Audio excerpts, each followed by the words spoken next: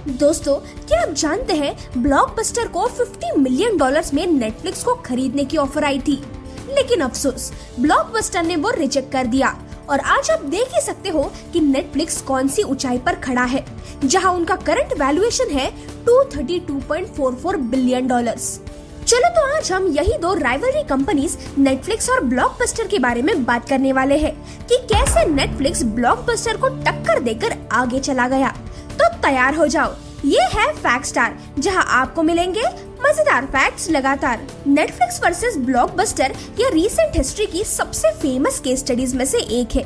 Netflix की शुरुआत 1997 में हुई थी, जब ब्लॉकबस्टर, जो कि एक American based home movie service provider थे, वो पहले से ही वीडियो रेंटल इंडस्ट्री में मार्केट लीडर थे, जहां वो VHS टेप्स बेचा करते थे। सिर्फ 1985 से लेकर 1992 तक ब्लॉकबस्टर एक स्टोर से 2800 स्टोर्स तक वर्ल्ड वाइड ग्रो हो चुका था, जहां 1997 में उनका रेवेन्यू $3.91 बिलियन था।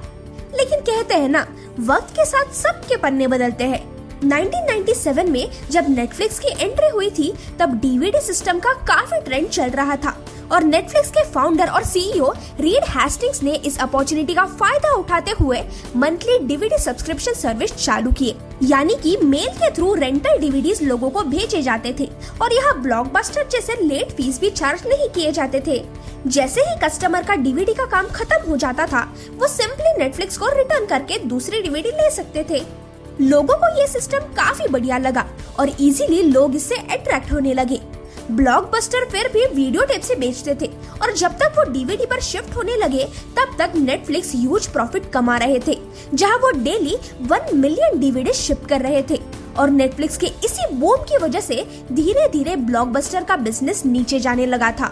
2000 में पुअर मैनेजमेंट डिसीजंस और पुअर लीडरशिप की वजह से ब्लॉकबस्टर बड़े लॉस में चल रहे थे, लेकिन फिर भी तब नेटफ्लिक्स को लगा था कि अगर वो ब्लॉकबस्टर के साथ पार्टनरशिप करेंगे तो उन्हें ज्यादा फायदा हो सकता है, जिसके चलते नेटफ्लिक्स CEO रीड हेस्टिंग्स ने ब्लॉकबस्टर को नेटफ्लिक्स को $50 मिलियन में खरीदने के लिए पूछा था।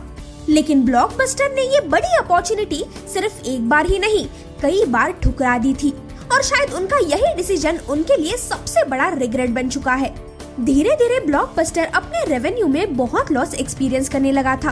उनका लक कुछ खास चला नहीं और अपने कंटिन्यूस लॉस की वजह से 2010 में ब्लॉकबस्टर बैंकरप्ट हो गया और हमेशा के लिए बंद हो गया, जहां उनको $1 बिलियन से भी ज्यादा लॉस हुआ था। वो अपने बिजनेस मॉडल से इतना ऑब्सेस्ड हो गए थे कि वो अपने कस्टमर के बदलते नीड्स को सेटिस्फाई ही नहीं कर पाए और मार्केट में अपना बिजनेस भी नहीं टिका पाए। वहीं दूसरी तरफ नेटफ्लिक्स ने ऑनलाइन सब्सक्रिप्शन सर्विस भी चालू कर दिया था, जहां लोग कितने भी DVDs ऑर्डर कर सकते थे, लेकिन एक बारी में सिर्फ 4 DVDs और वो भी सिर्फ $12 में। इतना ही नहीं, 2007 में जब नेटफ्लिक्स ने ऑनलाइन स्ट्रीमिंग प्लेटफॉर्म लॉन्च किया, तब उन्होंने वीडियो इंडस्ट्री में एक हिस्ट्री क्रिएट कर दी थी। उनकी ये सर्विस काफी हिट हो गई क्योंकि उन्होंने फिजिकल रेंटल DVDs का ट्रेंड तोड़कर लोगों का एंटरटेनमेंट और भी आसान कर दिया था, जहां लोग सिर्फ एक सब्सक्रिप्शन के थ्रू जो चाहे वो देख सकते थे। 2008 में नेटफ्लिक्स ने स्टार्स, जो कि एक अमेरिकन प्रीमियम केबल नेटवर्क है, उसके साथ 1000 मूवी स्ट्रीम करने के लिए डील साइन की थी और 2010 तक नेटफ्लिक्स ने एंटरटेनमेंट इंडस्ट्री के जायंट्स जैसे कि MGM, पैरामाउंट और सोनी के साथ भी डील साइन की थी। उसके बाद 2018 तक नेटफ्लिक्स अपने नए प्रोग्राम्स पर एनुअली $8 बिलियन स्पेंड करने लगे थे।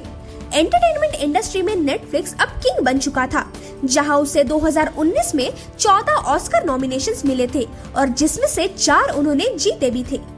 नेटफ्लिक्स आज टेक्नोलॉजी के साथ खुद को बदलते हुए world wide 207.64 million paid subscribers के साथ जुड़ चुके हैं और आज उनका रेवेन्यू करीब $2500 करोड़ से भी ज्यादा है।